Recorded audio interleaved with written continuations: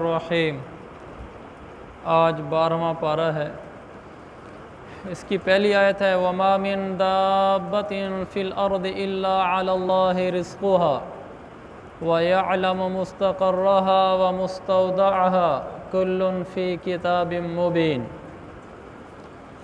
अल्लाह ताला फरमाता है ज़मीन पे चलने वाले जितने भी जानदार हैं उन सब की रोज़ी अल्लाह के ज़िम्मे है।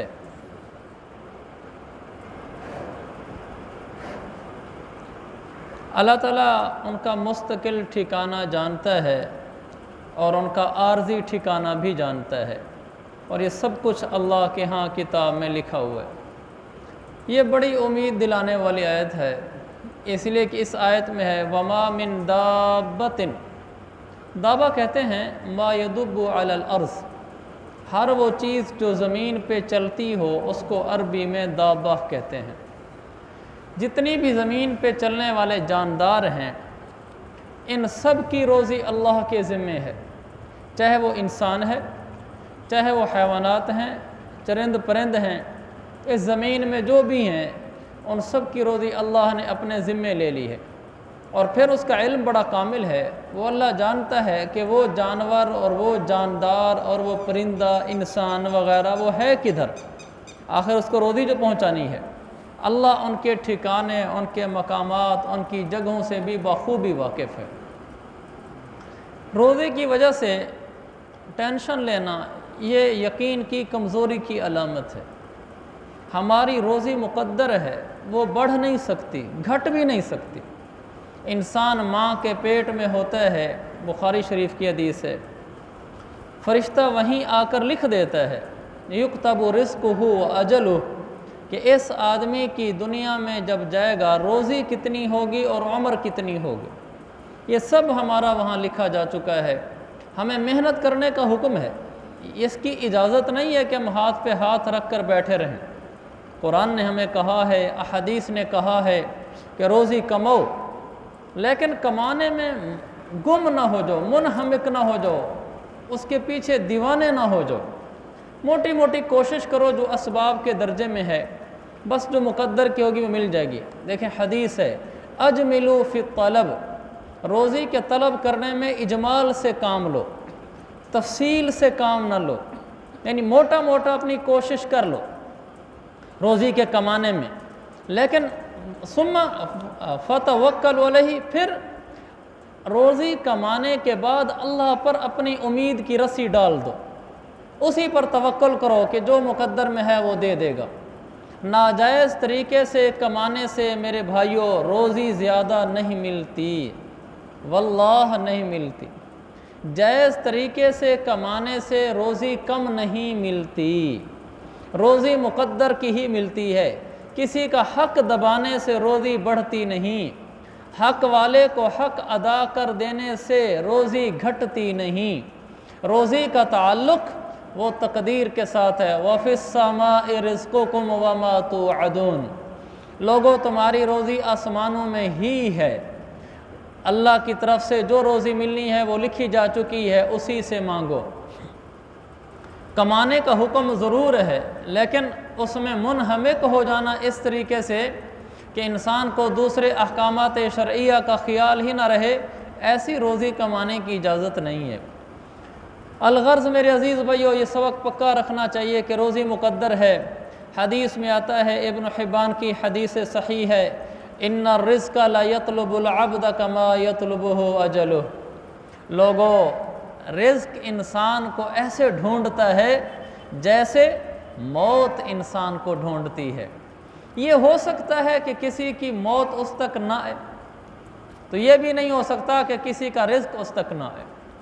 हर एक का लिखा हुआ मुक़द्दर का रिज़्क़ वो उस तक पहुँचता है। इंसान के ज़िम्मे क्या है, वो सब्र शुक्र से काम ले। किसी के अल्लाह ने ज़्यादा लिखी है तो किसी की कम लिखी है। अल्लाह के नबी ने फरमाया, तिरमिज़ी की हदीस है, जब दुनिया में अपने से ऊपर वाले को देखो फलयंजुर इला मन हुवा अस्फलु मिन्हु, तो फिर अपने से नीचे वाले को भी देख लो, कोई तुमसे कमतर भी है। जो कुछ अल्लाह ने दुनिया में तुम्हें दे रखा है, जो सेहत, जो रोज़ी, जो बाल बच्चे, जो घर बार, जो मुल्क की नेशनलिटी, जो कुछ तुम्हें दे रखा है। कोई लोग ऐसे भी होंगे जिनको ये भी नहीं मिला होगा। देखो अल्लाह ताला ने हमें मुल्क दिया है, हम दर बदर नहीं फिरते, हम पाकिस्तानी हैं, ये फ़ख्र है। कितने लोग हैं जिनके मुल्कों में जंग छिड़ जाती है, उनको सर छुपाने को जगह नहीं मिलती। हमारा मुल्क है, हम उसमें बड़ी आज़ादी से रहते हैं, ये अल्लाह की नेमत है। हमारा घर है जिसमें हम रहते हैं, हमारा वतन है, हमारे रिश्तेदार हैं, हमारा कुंबा कबीला है, हमारी सेहत है, ये सब कुछ नेमतें हैं जो अल्लाह ने हमें दी हैं। रोज़ी है, रोटी है, अल्लाह की अता है। इस पर शुक्र अदा करेंगे, अल्लाह इसको और ज़्यादा बढ़ाएगा। नाशुक्री पे आ जाएंगे तो अल्लाह ये भी छीन लेगा। तो एक तो ये समझें कि मेरे रिस्क की जो मुकद्दर की लिखी हुई रोज़ी है वो मुझे ज़रूर मिलेगी, और दूसरा शुक्र अदा करते रहना चाहिए जितना मिला हुआ है। तीसरा, लोगों से सवाल नहीं करना चाहिए। किसी से मांगने से रोज़ी बढ़ती नहीं है, मांगने से रोज़ी घटती है। आप देखते नहीं है जो रोज़ाना मांग रहे होते हैं, इनकी अच्छी खासी दिहाड़ी बनती है, ये हमारे कमाने वालों से भी ज़्यादा कम आ जाते हैं। अब देख लो, सुबह से मांगना शुरू करते हैं, शाम तक मांगते हैं। एक आदमी कहने लगा 22 करोड़ रुपया मेरा लोगों के यहाँ फंसा हुआ है। वो कैसे? कहा जी 22 करोड़ आवाम में सारे एक एक रुपया दें तो 22 करोड़ तो बनता है मेरा। कहा 22 करोड़ फंसा हुआ है, लोग दे नहीं रहे मुझे। तो ये एक एक रुपया भी लें रोज़ाना, किसी से 5, किसी से 2, किसी से 10। आप मुझे देखें, दिन में 2000 रुपये तो आराम से बन जाता है। 60,000 रुपये तो हमारे यहाँ अच्छी जॉब है और अच्छी आमदनी है महीने की। अगर किसी को 60,000 मिल रहा है तो ये 50-60 हज़ार माना कमा रहे हैं। लेकिन ज़िंदगी देखिए कैसे, यानी ज़िल्लत, किससे भी ज़िल्लत तरकी है, और कभी इनकी ज़रूरतें पूरी नहीं होती। इसलिए कि जो आदमी मांगता है, हदीस में है मुस्नद अहमद की, ला यफ्तहुल इंसानु अला नफ्सिही बाब मसअलतिन इल्ला फतहल्लाहु अलैहि बाबल फ़क्र। जो आदमी मांगने का दरवाज़ा खोलता है, रब उस पर गुर्बत का दरवाज़ा खोल देता है। वो सारी ज़िंदगी गरीब ही रहता है। एक ये मांगना है जो ये मांग रहे हैं, एक और भी मांगना है, और वो है मुहज़्ज़ब मांगना, इशारे किनाए से मांगना, बातों बातों में मांगना। ये सुलझा हुआ मांगने का तरीका है। किसी के पास गए, दोस्त के पास, और उसको बातों बातों में कह दिया, जी बच्चे का डॉक्टर ने ऑपरेशन का कह दिया 1.5 लाख लगता है, बस हमारे पास तो गुंजाइश ही नहीं है, बस कोई दुआ करो अल्लाह वसीला बना दे। क्या मतलब? कोई आप ही वसीला बन जाए। ये सवाल है, ये भीख है। ये ऐसे भिखारी है जैसे बाहर के भिखारी हैं। ये इसने भीख तो मांगी, और क्या किया है इसने? अगर इसने दुआ ही मांगनी है तो वैसे अल्लाह से मांग ले। उसको जाकर जो कह रहा है बाजी कोई दुआ कर दो अल्लाह वसीला ही बना दे, ये भीख मांग रहा है। और जो भीख का दरवाज़ा खोलता है, मेरा रब सारी ज़िंदगी मंगवाता ही रहता है, मेरा रब सारी ज़िंदगी मंगवाता ही रहता है। और दूसरा, मैं यस्तइफ़ा युइफ़हुल्लाह, जो अपने ऊपर सवाल का दरवाज़ा बंद कर देता है, बुखारी के हदीस है, जो अपने ऊपर सवाल का दरवाज़ा बंद कर देता है, अल्लाह उसका मंगवाना बंद कर देता है, अल्लाह उसका लोगों से मंगवाना बंद कर देता है। एक आदमी ने सवाल का दरवाज़ा बंद कर दिया, नहीं सवाल करता लोगों से, अल्लाह लोगों से मंगवाने से इसको बचा लेता है, अल्लाह फिर खुद इंतज़ाम करता है। लेकिन इसके लिए सब्र चाहिए, थोड़ा ठहराव चाहिए, थोड़ी बर्दाश्त चाहिए कि किसी से मांगेंगे फ़ौरन मिल जाएगा। मैं किसी को कहूँगा जी थोड़ा सा हालात ढीले हैं तो दे दें कुछ, वो दे देगा, अभी मसला हल हो जाएगा। अगर मैंने किसी से नहीं मांगा, अल्लाह से मांगा है, ज़रूरी तो नहीं है कि जब मुसल्ले से उठूँगा तो पैसे जेब में आए पड़े होंगे, नहीं होगा। ऐसा कभी हो भी जाता है लेकिन अमूमन नहीं होता। अल्लाह और मंगवाता है और मंगवाता है और मंगवाता है। जब ये पक्का हो जाता है ना, नहीं फिसलता, नहीं मांगता लोगों से, अब रब दरवाज़े खोलता है। अब जब दरवाज़े खोलता है तो युइफ़हुल्लाह, अब फिर ये क़यामत तक किसी से नहीं मांगता, फिर अल्लाह इसकी खुद ज़रूरतें पूरी करता है। ये दरवाज़ा खुलवा के देखें हम, फिर देखें अल्लाह कैसे खुददारियाँ देता है, कैसे गर्दन सीधी करके जीना नसीब करता है, कैसे बाइज़्ज़त ज़िंदगी अता फरमाता है। फिर इंसान को अल्लाह खुशियाँ अता फरमाता है, लोगों के दर पे नहीं झुकाता। इकबाल ने कहा था, वो एक सजदा जिसे तो गिरां समझता है, 1000 सजदों से देता है आदमी को नजात। एक सजदा जो हमें मुश्किल लगता है अल्लाह के आगे झुकने वाला, ये अगर कर लें अल्लाह 1000 जगह झुकने से बचा लेता है, फिर उसी दर का करके रख देता है। इसलिए मेरे अजीज़ भाइयों, रोज़ी मुक़द्दर की है, हमने नाजायज़ नहीं कमानी, और मांगना ये भी नाजायज़ कमाना है। किसी से मांगना भी नहीं, मुहज़्ज़ब तरीके से भी नहीं मांगना। सुलझे हुए तरीके से भी नहीं मांगना, अपनी हाजत को छुपाना है। कोई पूछ भी ले जी क्या मसला है, ये परेशानी है, गोल कर जाए बात को, ना बताएं उसको, ये ना कहें चलो पूछ रहा है बता ही दो मसला हल हो जाएगा। इसके हाथ में क्या है, ये तो खुद उससे मांगता है, तो मैं क्यों ना उसके आगे अपनी हाजतें रखूं। जो सबका दाता है, सबकी ज़रूरतें पूरी करता है, तो मैं उसको पुकारूंगा, और जब उसको पुकारूंगा फिर वो रोज़ी देगा। जब उसके आगे इंसान झुक जाता है, अल्लाह सबसे बेनियाज कर देता है। तो मेरे अजीज़ भाइयों, ये बड़ा अहम सबक है कि हमने लोगों से नहीं मांगना सुलझे हुए तरीक़ों से भी, हमने लोगों को इशारों किनारे में भी नहीं बताना, हमने एक अल्लाह को पुकारना है, और उसको पुकारने के बाद जो रोज़ी मिलनी है उसी पे सब्र व शुक्र से चलना है, उसी पे ज़िंदगी गुजारनी है, कनात के साथ ज़िंदगी गुजारनी है। हिर्स व हवस की ज़िंदगी नहीं गुजारनी। हिर्स व हवस की तो कोई हद ही नहीं है। इंसान के पास जितना माल आज कम है, ऐसे ही हिर्स व हवस में ज़िंदगियाँ गुजारते गुजारते कब्र में उतर जाता है।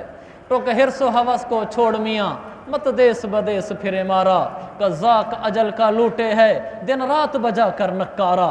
हिर्स व हवस की कोई हद नहीं है। मेरे आका ने फरमाया, तिरमिज़ी की हदीस है, लौ कान इब्न आदम वादिन मिन ज़हब, अगर किसी आदमी के पास एक वादी सोने की हो जाए, दूसरे की तमन्ना करेगा, दूसरी वादी सोने की हो जाए, तीसरी की तमन्ना करेगा।